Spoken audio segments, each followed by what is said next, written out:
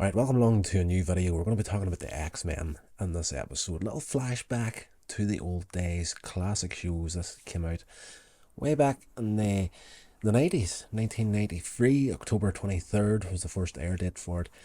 X-Men Season 2, Episode 1, Till Death Do Us Part 1. Very, very good opener to the second season of it. The first series of the X-Men, phenomenal. It's one of these things, if you grew up in the 90s, you always have that show in the back of your mind somewhere. Just the visuals of it, the Sentinels, the X-Men, all that sort of stuff. Fantastic. And a very, very grown-up series for children's TV. You know, there's a lot of stuff going on in that series that delves into areas that a lot of shows, particularly kids shows back in the day, didn't do. A very, very, just it kept to what the X-Men was. It didn't water it down for an animated kid show.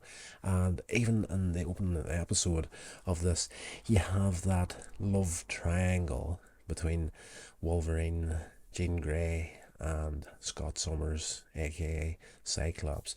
At the beginning of the episode, they're getting married, and Wolverine is not at the ceremony. He's in the danger room, fighting against robots that look like Cyclops. He's taking out his frustrations that these two's getting married and he can't be with Jean Grey. And for a lot of years, whenever I was watching the X-Men movies, of course I grew up with the show, but after whenever the first X-Men movie came out, you're talking 15, 20 years after the show aired, and I was only ever very, I just kind of breezed over the comics. I wasn't a big comic book reader, but I did read a few comic books of the X-Men over the years, but never was too far into the deep storylines of it until the first of the live action X-Men movies come out. And like, you seen that love triangle in there, and you're kind of thinking, did they throw this in here because of it's just a live action movie and they're trying to put it out to an adult audience? No, it's always been there in the X-Men. This first episode, you're seeing that in major detail. Wolverine is not happy. He can't be with Jean Grey. She's marrying Scott Summers. So he's beating the living tar out of robots that look like Cyclops in the danger room. And we're splitting back and forward between that and the actual ceremony.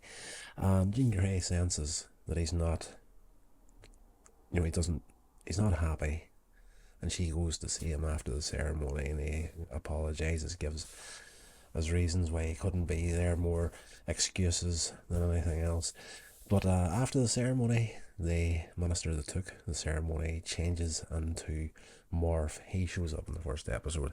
And yeah, if you've seen season 1, he was left for dead in the first opening couple of episodes. And you always thought he was done up until then. But he shows up in this first episode. And what's going on here, sort of a thing. So throughout the episode, he is, and I'm not going to get into major detail of the episode, just give you a roundabout view of what goes on in this first one. It's setting up where they're at, what's happening. You have him playing the X-Men off against each other throughout the episode, and he's setting people up to split them apart, more or less, and they can cause as much damage as he can fairly successfully throughout the opening episode. And there's a moment where Charles Xavier, Professor X, gets a video phone call, which wasn't even a thing back then, from Magneto.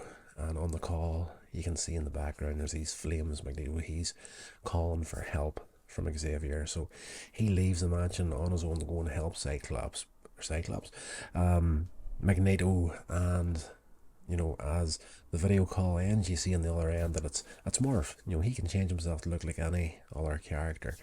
So he's pretending to be Magneto in trouble, looking for Xavier's help. So they gets him out of the place. He leaves Storm in control when they're gone. Morph again, like I'm messing up in character names here, just so many people and everything that's going on. Of course, he can change his appearance, so he'll use the appearance of someone that someone else cares about to manipulate them into doing something they really shouldn't be doing. So like he poses as rogue at one point and tells Gambit that, what have I told you that all these years I've been saying that I can't physically touch someone. Maybe that's not true. And she touches him in the face. Well, she/he, Morph, touches him in the face, looking like a rogue. There's no power transfer there. He's excited. So again, another adult theme. He's setting them up for a romantic rendezvous in the episode. Unbeknownst to Gambit, the real rogue is taking a nap and just recharging, and the fake rogue told him to meet there. So whenever he shows up, that's the real rogue, and she's asleep, and he plants a kiss on her. And of course, her powers of devastating people through the touch of the skin puts him out of the count for the entire episode. Outside of that, you have Senator, I'm going to miss his name, Robert Kelly. He's been inaugurated as the President of the United States in this episode. And everything that happened in season 1, he was against the mutants, and through them saving them and whatnot and proving their worth in season 1, he's a full supporter of them now. So whenever he becomes president, there's going to be equal rights, more or less, for mutants as well as humans. But all the followers he had in season 1 of the X-Men, they start to turn on him in this episode. So you see a lot of humans setting up the X-Men for a fall throughout the episode as well. They're posing as monsters at one point and trying to cause as much trouble as they can in the hopes that this will point the finger towards the X-Men, which it does at one point in the episode. Wolverine and I think Gambit's there too, and Beast, they're out having a game of pool in a bar that's mutant friendly, that's attacked by humans, and they simply defend themselves, fight them off a little bit. But the evening news, of course, gets hold of video footage that Morph managed to record, and it shows the X-Men in a really bad light, as if they had started the attack.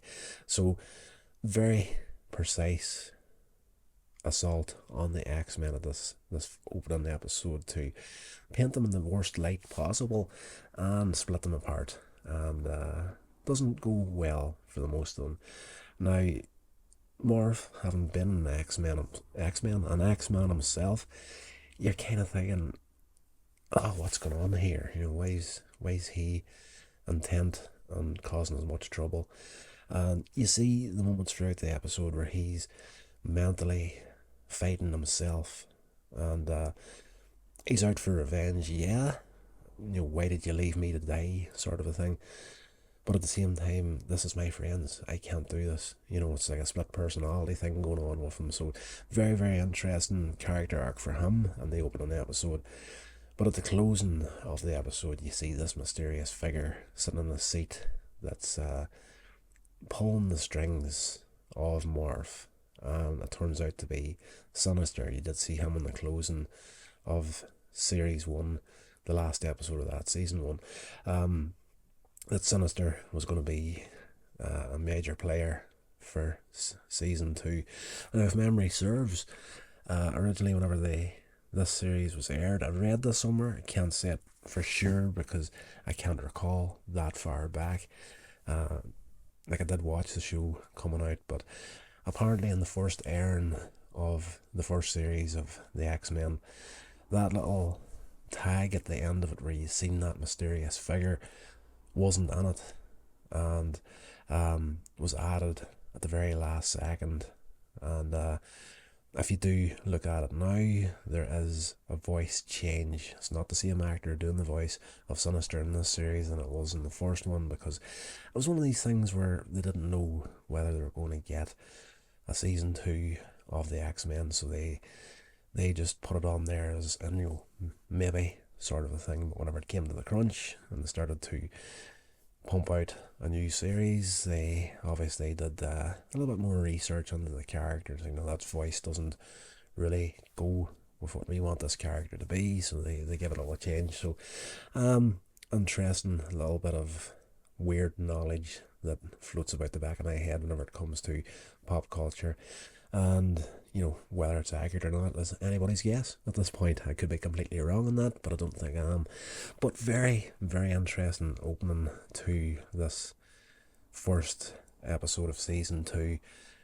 Absolutely fantastic. I'm going to be hitting this show hard because I did intentionally, whenever I originally started doing these reviews in the X-Men, I wanted to leave X-Men 97 until I get through everything and just go on that with a fresh set of eyes and be a part of the storyline, because it's a continuation.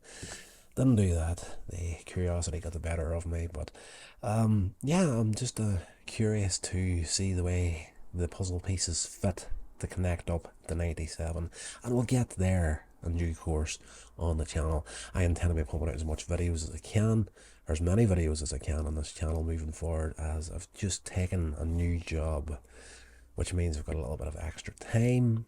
Working at a place now where it's literally a 2-minute walk from where I live at, so not all the travelling that I was doing, wasting the better part of an hour every day sitting behind the wheel of a car just to get to my work. So yeah, free time, more videos, more talking nonsense about pop culture.